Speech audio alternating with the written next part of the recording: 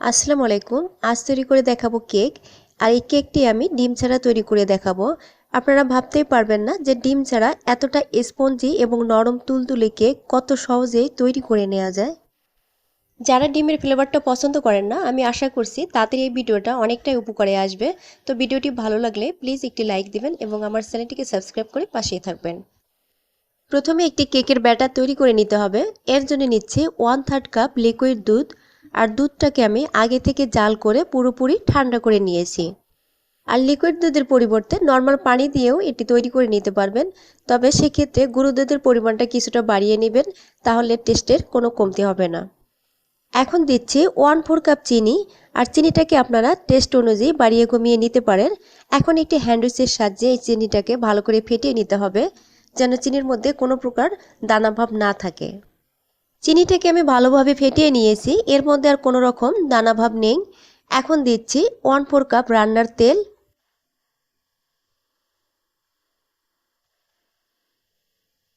এখন এই তেলটাকেও ভালোভাবে মিশিয়ে নিতে হবে। তেলটাকে মিশিয়ে নিয়ে এর মধ্যে দিচ্ছি 1/2 কাপ ময়দা। ময়দাটাকে অল্প অল্প করে দেব এবং মিশিয়ে নেব।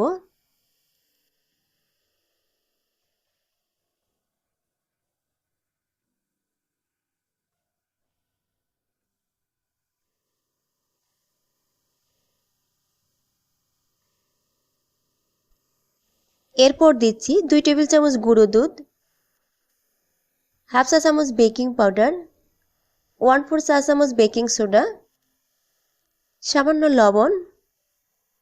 এখন সব কিছু আবারও খুব ভালোভাবে মিশিয়ে নেব। এরপর সব শেষে দিচ্ছি কয়েক ফোঁটা ভ্যানিলা এসেন্স।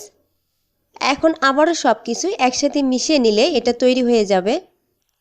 আর এর ঘনত্বটা দেখুন, ঠিক এরকম হবে। কেকটাকে বেক করার জন্য এরকম একটি বাটি নিয়েছি। এখন এর মধ্যে তেল ব্রাশ করে দিচ্ছি। এবার নিচে এবং সাইডে নর্মাল ঘরে থাকা কাগজ লাগিয়ে দিচ্ছি।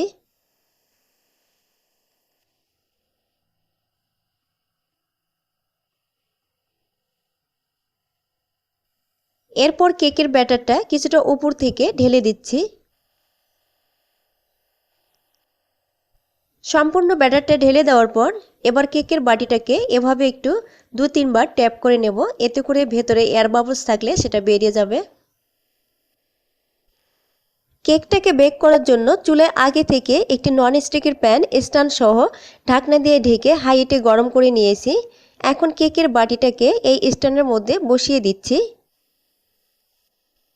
এখন চুলার আঁচ মিডিয়াম থেকে লোতে রেখে ঢাকনা দিয়ে ঢেকে রেখে দেব 35 থেকে 40 মিনিটের জন্য। আর ঢাকনার ছিদ্রটাকে অবশ্যই কিছু দিয়ে বন্ধ করে দিতে হবে। ফিরে আসলাম 40 মিনিট পর। কেকটা আমার হয়ে গিয়েছে। আর এটা বোঝার উপায় হচ্ছে, যখন দেখবেন সাইডের কালারটা উপর থেকে বোঝা যাচ্ছে এবং উপরেও কিছুটা কালার এসেছে, কোনো রকম কাঁচা ভাব নেই, তখনই বুঝতে হবে কেকটা সম্পূর্ণভাবে হয়েছে। আর একটি কাঠি দিয়ে ভেতরটাও চেক করে নিচ্ছি।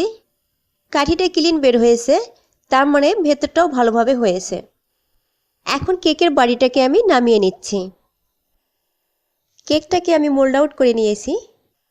এখন কাগজগুলোকে সরিয়ে নিচ্ছি।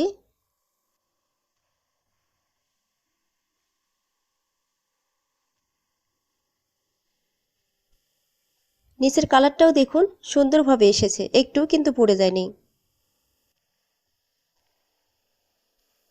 আর এই কেকটা কতটা স্পঞ্জি ও নরম তুলতুলে হয়েছে আপনারা দেখেই নিশ্চয়ই সেটা বুঝতে পারছেন।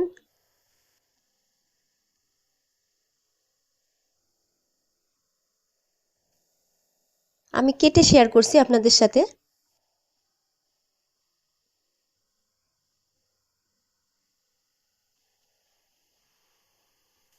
দেখুন এর ভেতরটাও কিন্তু সুন্দরভাবে হয়েছে। এই ছিল আমার আজকের রেসিপি। আশা করছি সবার ভালো লেগেছে। ফিরে আসবো আবার নতুন কোনো রেসিপি নিয়ে। সে পর্যন্ত সবাই সুস্থ থাকবেন, ভালো থাকবেন। আল্লাহ হাফেজ।